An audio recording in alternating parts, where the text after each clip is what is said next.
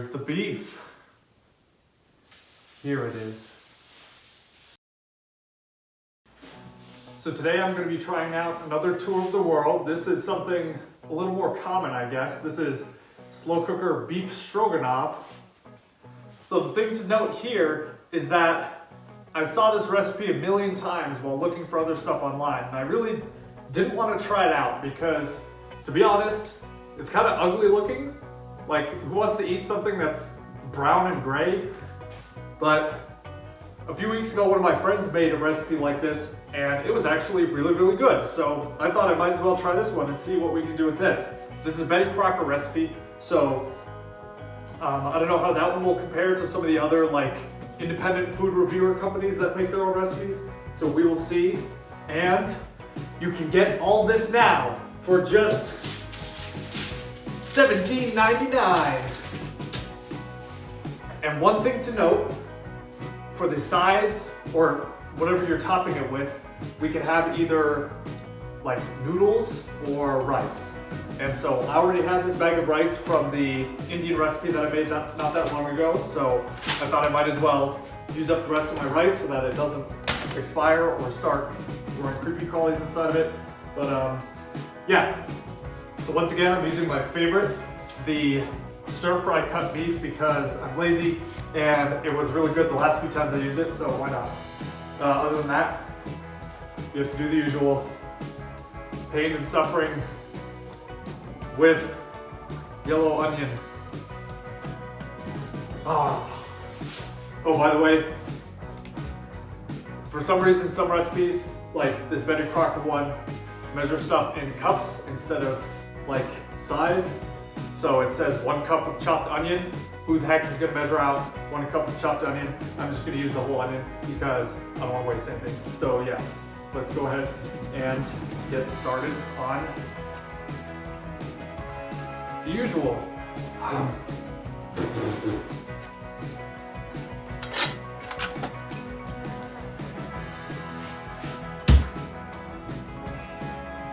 Good. I hate onions. So the instructions want us to fry up the beef and the onions together, but I'm a bit lazy, so I'm just gonna throw the beef in by itself because it's fine as is. But I will fry up the onions and the mushrooms instead because I like those being extra crispy, so we will see how that goes.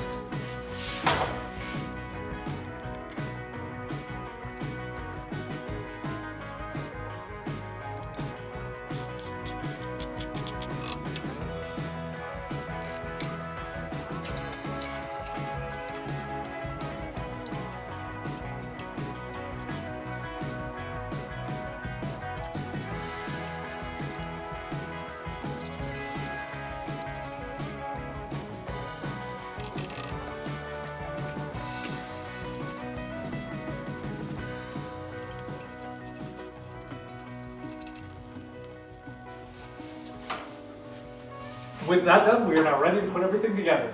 The thing to note about this one is that out of all the recipes I looked at, this was the only one that wanted me to cook the beef beforehand. All the other ones just wanted me to throw it in with the rest of it and then cook it in there. So, like, extra steps for no reason, I don't know.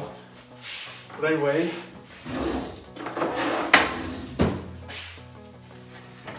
let's go ahead and start putting together our mixture.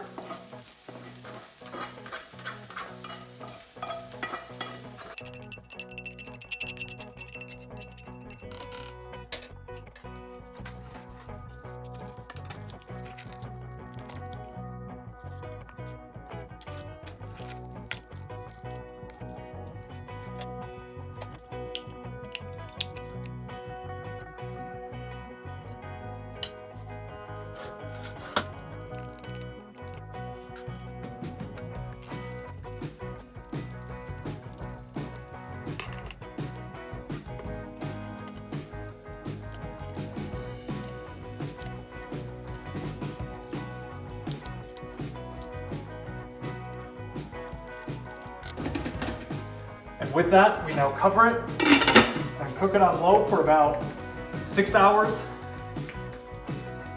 And then we put in the rest of the stuff, so pretty easy, right? The rice, on the other hand, we cook separately, so I will do that later. But Until then, I will see you later on. Whoosh.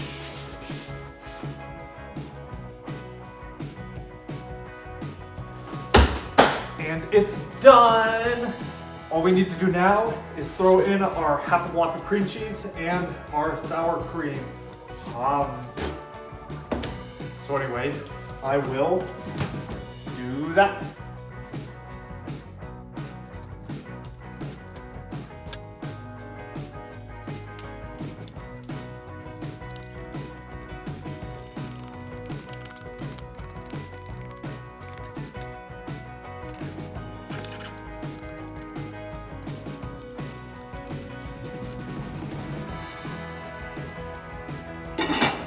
Well, I'd say that's done.